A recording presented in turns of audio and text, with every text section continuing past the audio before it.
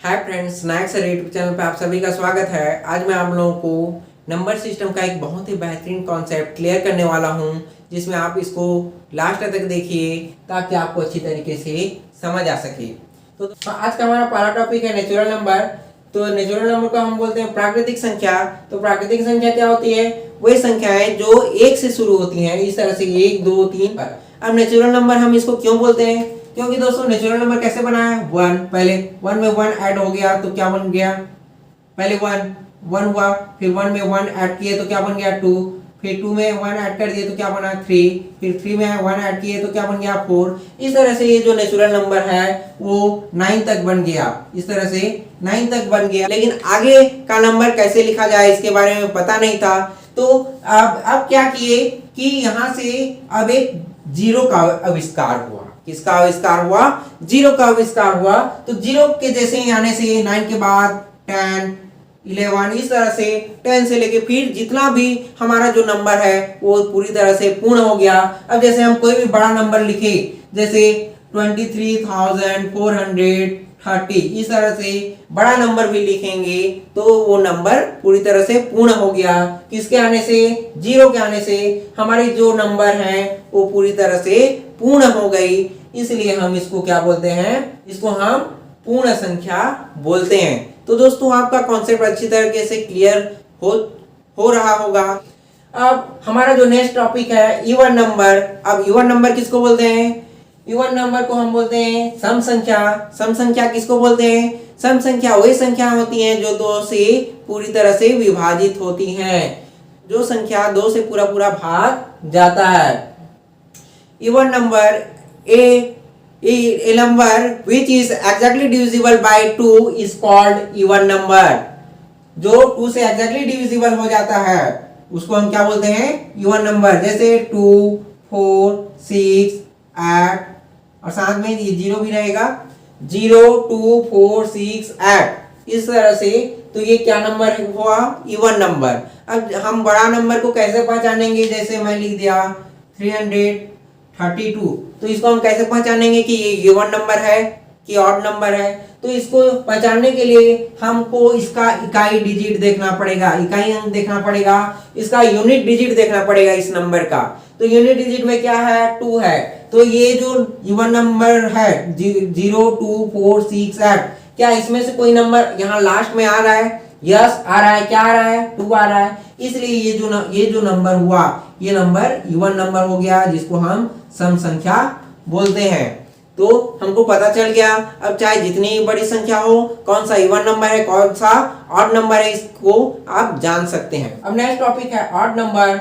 Odd number को हम बोलते हैं विषम संख्या। विषम संख्या किसको बोलते हैं? विषम संख्या वही संख्याएं होती हैं जो 2 से विभाजित, जो 2 से पूरी तरह से विभाजित नहीं होती, जो 2 से पूरा पूरा भाग नहीं जाता, उसको हम बोलते हैं विषम संख्या। A number which is not exactly divisible by 2 is called odd number। उसको हम बोलते हैं odd number। तो odd number क्या क्या होती हैं? 1, 3, 5, 7, 9। अगर हम ये जो 3 है इसको हम भाग दे के देखें 2 से, तो इसको हम क्या जाएगा? ये पूरी तरीके से नहीं जाएगा। जैसे 2 एकम 2 हो गया इस तरह से, तो यहाँ पे 1 बच गया रिमाइंडर। तो इस तरह से तो यहाँ पे 1 बच गया, इसलिए जो 3 है वो क्या है? विषम संख्या है, ऑड नंबर है।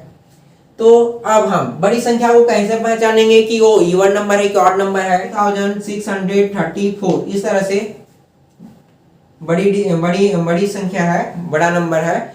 तो इसका लास्ट वाला नंबर हम देखेंगे, इसका यूनिट डिजिट देखेंगे कि लास्ट में जो यूनिट डिजिट है जिसको हम इकाई अंक बोलते हैं, ये जो इकाई अंक है यूनिट डिजिट में क्या है? 4 है। तो यहाँ पे देखो ये 4 है, तो क्या ये ऑड नंबर है? नहीं है, क्योंकि यहाँ पे जो 4 है वो किस में आता है? सम संख्या में आता है। तो यहाँ पे ये जो है सम संख्याएं हैं। ये जो पूरा संख्या हो गया 30,634, ये क्या हो गया? सम संख्या। अगर मैं जैसे दूसरा लिखूं 31,651 इस तरह से लिखूं, तो ये क्या संख्या है? इसको हम कैसे जानेंगे? इसका लास्ट वाला यूनिट डिजिट को देखेंगे। यूनिट डिजिट में क्या है? 1 है। तो यहाँ पे देखो ऑड नंबर में क्या होता है? 1, 3, 5, 7, 9। तो जिस भी नंबर के लास्ट में क्या रहेगा 1 3 5 7 9 इस यूनिट डिजिट में रहेगा तो उसको हम क्या बोलेंगे ऑड नंबर बोलेंगे। तो ये पूरा नंबर क्या हो गया ऑड नंबर। क्या हो गया ये कौन सा नंबर हो गया दोस्तों ऑड नंबर हो गया। तो आशा करता हूँ इतना तक आपका कॉन्सेप्ट अच्छी तरीके से क्लियर हो गया होगा। 1 से स्टार्टिंग होता है वो नेचुरल नंबर है और जो 0 से स्टार्टिंग होता है वो क्या है होल नंबर है। अब हम पढ़ेंगे इंटीजर्स। इंटीजर्स में क्या होगा अब इसमें हम जानेंगे माइनस की दुनिया। अब तक क्या थी वो प्लस की दुनिया थी, अब हम जानेंगे माइनस की दुनिया।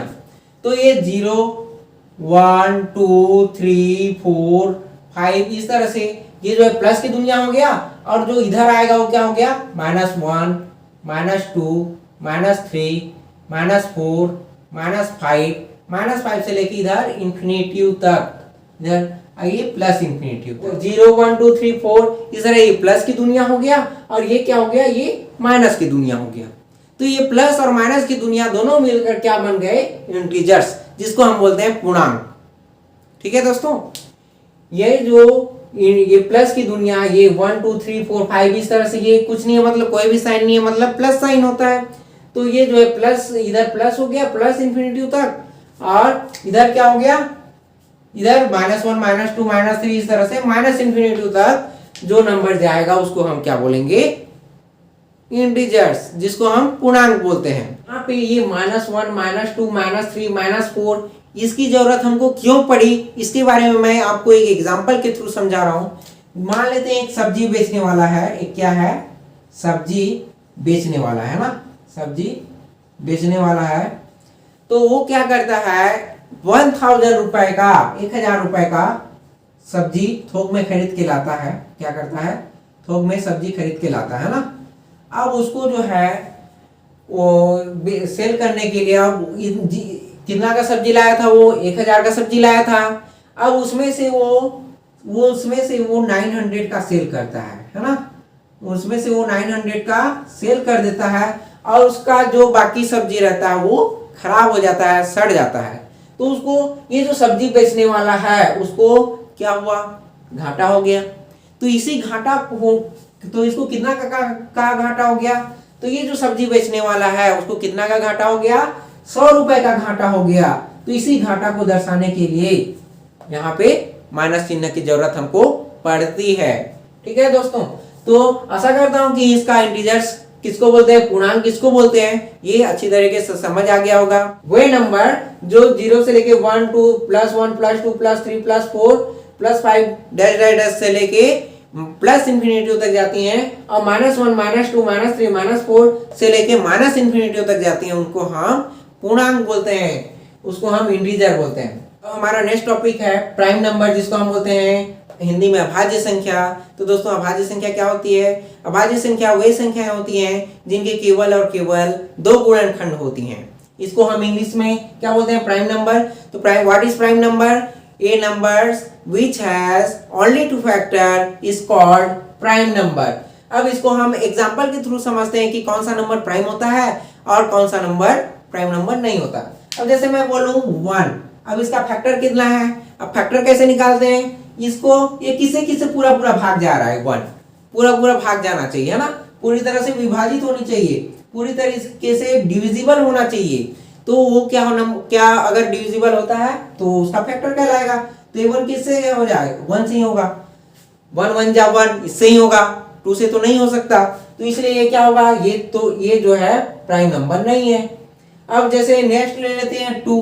अब 2 का फैक्टर क्या होगा 2 का फैक्टर क्या होगा ये इसका फैक्टर 1 से पूरा भाग जाएगा और किससे जाएगा ये 2 से जाएगा। तो ये 1 और 2 ये दोनों क्या हो गया इसका फैक्टर हो गया। तो 2 का फैक्टर बोलने से क्या हो गया 1 2। तो ये 1 2 इसका ओनली 2 फैक्टर हुआ इसलिए ये क्या हो गया प्राइम नंबर। ठीक है अब नेक्स्ट लेते हैं 3। अब ये 3 को देखते हैं प्राइम नंबर है कि नहीं। अब प्राइम नंबर को देखने के लिए क्या करेंगे इसको ये किसे पूरा भाग जा रहा है ये जो है 1 से पूरा भाग जा रहा है इस तरह से है ना 1 3 जा 3 इस तरह से तो पूरा भाग गया। तो इसलिए ये 1 से पूरा भाग जाएगा तो ये इसका फैक्टर क्या हो गया 1 सबसे पहले 1 हो गया। अब क्या होगा अब 3 और किससे जाएगा 3 जो है 3 से ही जाएगा। तो 3 जो है 3 से ही जाएगा तो क्या करेंगे 3 1 जा 3 इस तरह से। तो ये 3 से भी गया, तो इसलिए इसका फैक्टर क्या हो गया 1 और 3। तो जिसका इसका केवल 2 फैक्टर हुआ, इसका भी देखो केवल 2 फैक्टर हुआ, तो ये 3 भी क्या हो गया प्राइम नंबर हो गया। अब नेक्स्ट नंबर लेते हैं 4। अब 4 को कैसे करेंगे, 4 किसे किसे जाएगा 1 से जाएगा, एक तो 1 से जाएगा, और 2 2 जा 4 2 से जा रहा है, 3 से तो नहीं जाएगा पूरा भाग। अब उससे के बाद क्या किसको देखेंगे 4 से ही जाएगा, तो इसका 4 का कितना फैक्टर हो गया 1 2 3, इसका 3 फैक्टर हो गया। इसलिए यहाँ पे जो 4 है वो क्या है प्राइम नंबर नहीं है। क्यों नहीं है, क्योंकि इसका 3 फैक्टर हो गया। अब जैसे 5 है, तो 5 किसे किसे पूरा पूरा भाग जाएगा, पूरी तरह से विभाजित होगा 1 से। कौन कौन से नंबर से होगा 1 से, पूरी 1 5 जा 5, जिसको हम 1 5 जा 5 है ना, तो ये 1 से हो गया। और किससे होगा 2 से तो नहीं होगा, ना 3 से होगा, ना 4 से होगा, और किससे होगा 5 से, तो इसका केवल 2 फैक्टर हुआ। तो इसका ये क्या हो गया, ये प्राइम नंबर हुआ, और ये जो है प्राइम नंबर नहीं होगा। ठीक है। हमारा नेक्स्ट टॉपिक है कंपोजिट नंबर। कंपोजिट नंबर को बोलते हैं हम हिंदी में भाज्य संख्या।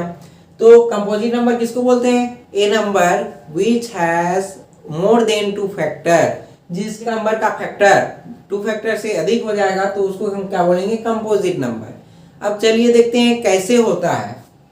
अब जैसे मैं एग्जांपल के थ्रू दूं, तो ये 1 कंपोजिट नंबर है क्या, कंपोजिट नंबर का डेफिनेशन क्या बोल रहा है कि इसका 2 फैक्टर से अधिक होना चाहिए, इसका फैक्टर 2 से अधिक होना चाहिए। जो गुणनखंड है, भाज्य संख्या किसको बोलेंगे, भाज्य संख्या वही संख्या होती है जिनके 2 से अधिक गुणनखंड होते हैं, जिनके 2 से अधिक गुणनखंड। गुणनखंड का मतलब क्या है कि ये यहाँ पे जो भी नंबर होगा वो किससे किससे पूरा पूरा भाग जाएगा, कोई उसका गुणनखंड होगा। मैं यहाँ पे एक नंबर ले लूँ 4, तो 4 का अब गुणनखंड कैसे होगा, ये जो है किससे किससे पूरा पूरा भाग जाएगा, एक तो 1 से जाएगा, और किससे पूरा पूरा भाग जाएगा, एक तो 2 से जाएगा, और किससे पूरा पूरा भाग जाएगा 4 से ही जाएगा, क्योंकि 3 से अगर करेंगे इसको भाग देंगे तो रिमाइंडर 1 बन जाएगा। तो इसलिए इसका फैक्टर कितना हुआ 3, तो ये मोर देन 2 है कि नहीं, यस, क्योंकि ये 2 से अधिक फैक्टर इसका निकल गया। तो ये 4 क्या हो जाएगा दोस्तों, कंपोजिट नंबर हो जाएगा। क्या हो जाएगा, कंपोजिट नंबर। तो इस कंपोजिट नंबर में क्या हो गया, ये 4 है ना। उसके बाद 5 है क्या, 5 का तो हम देखें उसका क्यों, ये 1 है और इसका 5, तो इसका केवल 2 फैक्टर है तो नहीं होगा। अब उसके बाद नेक्स्ट है 6, तो 6 किससे किससे जाएगा, 1 से पूरा पूरा भाग जाएगा, और 2 से जाएगा, और किससे जाएगा 3 से जाएगा, और किससे जाएगा पूरा भाग 6 से जाएगा, है ना। तो इसका कितना 6 का कितना फैक्टर हो गया 1 2 3 4, 6 का कितना गुणनखंड हुआ 1 2 3 4। तो इस तरह से इसका क्या हो जाएगा 6 जो है क्या हो जाएगा कंपोजिट नंबर हो जाएगा। अब नेक्स्ट देखते हैं 7 है कि नहीं, क्योंकि 7 जो है केवल 1 से जाएगा और 7 से ही जाएगा। जैसे प्राइम नंबर क्या होगा 2 3 5 7 13, इस तरह से ये होता जाएगा, है ना। और इसमें क्या इसमें कंपोजिट नंबर में क्या क्या होगा 6 के बाद 7 के बाद 8 के बाद 9 क्यों होगा, क्योंकि 9 का 3 फैक्टर होगा। 9 का कितना फैक्टर होगा, ये 9 1 से जाएगा, 3 से जाएगा, और 9 से पूरा पूरा भाग जाएगा, तो इसका 3 फैक्टर हो गया, इसलिए ये 9 जो है कंपोजिट नंबर हो गया। अब क्या होगा 9 और कौन कौन सा होगा 12 14, इस तरह से आगे बढ़ता जाएगा, है ना। अब हमारा नेक्स्ट टॉपिक है रेशनल नंबर, जिसको हम बोलते हैं हिंदी में परिमेय संख्या। तो परिमेय संख्या किसको बोलेंगे, वही संख्याएं जिन्हें हम P/Q के रूप में लिखेंगे, वही संख्याएं जिन्हें हम P/Q के रूप में लिख सकते हैं, जहां पर Q is not equal to 0, मतलब यहाँ जो Q है वहां पे 0 नहीं होना चाहिए, है ना। तो रेशनल नंबर क्या क्या हो जाएगा 1/3 1/2 5/2 6/3, इस तरह से कोई भी नंबर P/Q के फॉर्म में रहेगा। अगर यहाँ पे 0/3 है तो ये भी रेशनल नंबर होगा, लेकिन यहाँ पे अगर ये इस तरह से हो जाएगा 3/0 तो ये जो है रेशनल नंबर नहीं होगा, है ना। तो ये सारे क्या हो जाएंगे rational number. What is rational number, a number which can be represented as a fraction in the form of P/Q but Q is not equal to 0 is called rational number, उसको हम क्या बोलेंगे रेशनल नंबर। अब हमारा next topic है irrational number, जिसको हम बोलते हैं अपरिमेय संख्या। तो अपरिमेय संख्या क्या होती है, वही संख्याएं जिन्हें हम P/Q के फॉर्म में नहीं लिख सकते उन्हें हम अपरिमेय संख्या कहते हैं। ये जो अपरिमेय संख्याएं होती हैं इनमें किसी की भी वैल्यू हमको एग्जैक्ट पता नहीं होती, इनकी सभी वैल्यू अनुमानित होती है ना। इतना याद रखना। जैसे एक पाई है तो पाई की वैल्यू 3.141 इस तरह से, लेकिन ये अनुमानित मान है ना, अनुमानित वैल्यू है, ये एग्जैक्ट वैल्यू नहीं है इसका। इसके आगे इस तरह से 5, 9 इस तरह कुछ भी इस तरह से आगे बढ़ता जाता है और इस तरह से नंबर जो है रिपीट नहीं होता, तो इसको हम बोल सकते हैं irrational number, non repeating, non terminating. हमारा नेक्स्ट है रियल नंबर। तो रियल नंबर जिसको हम वास्तविक संख्या बोलते हैं। तो वास्तविक संख्या क्या है? वही संख्याएं जो रेशनल नंबर और इरेशनल नंबर इन दोनों से मिलकर बनी होती है उसको रियल नंबर बोलते हैं। रियल नंबर का ही ये दोनों जो है इसका पार्ट है। तो आशा करता हूँ दोस्तों आपको हमारी द्वारा बनाया गया वीडियो आपको पसंद आया होगा। अगर पसंद आया है तो जरूर इस वीडियो को लाइक करें। धन्यवाद।